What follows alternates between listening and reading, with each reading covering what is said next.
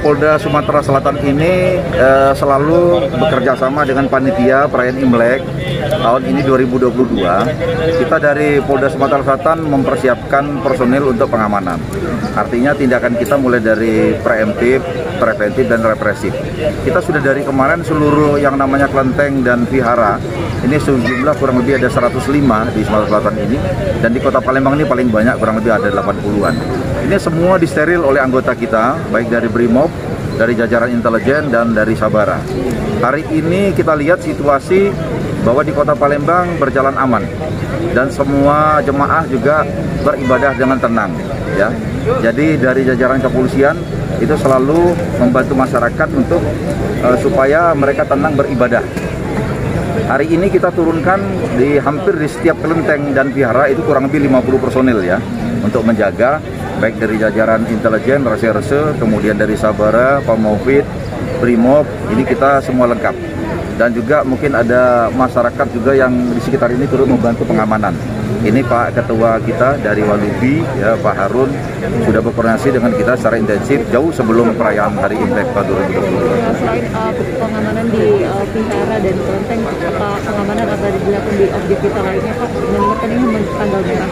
Ya betul, jadi kalau kita melihat bahwa warga Kota Palembang ini yang banyak di luar ini pada pulang semua ke Palembang, mereka selain beribadah juga bertemu sanak keluarga, dan juga mungkin mereka juga ada berrekreasi ya ke tempat-tempat tertentu, dan ini sudah diantisipasi sama Polda Jawa Tengah semua jajaran. Jadi semua tempat ibadah, tempat wisata, mal-mal, semua kita ada personil yang menjaga di sana untuk mengamankan. Ada pembatasan gitu nggak Pak? Yang jelas kita prokes yang paling utama. Ya, prokes itu betul-betul karena sekarang Omikron juga ada, meskipun di Palembang tidak begitu tinggi, tetapi kita tetap mengantisipasi ya. Semua harus menggunakan masker, jarak dijaga, cuci tangan ya, tidak terlalu mobilitas keluar kemana-mana kalau memang tidak penting. Untuk peraturan hari ini adalah hari Imlek ya. Jadi kalau Imlek itu adalah hari besar selama 1 tahun, masa tahun baru. Kalau kita ngomong tahun baru lah. Di tempat ibadah, banyak tempat ibadah pasti ada ritual. Mereka, para umat datang untuk meminta agar tahun ini diberi kesehatan, kemakmuran, dan dimudahkan dalam segala hal.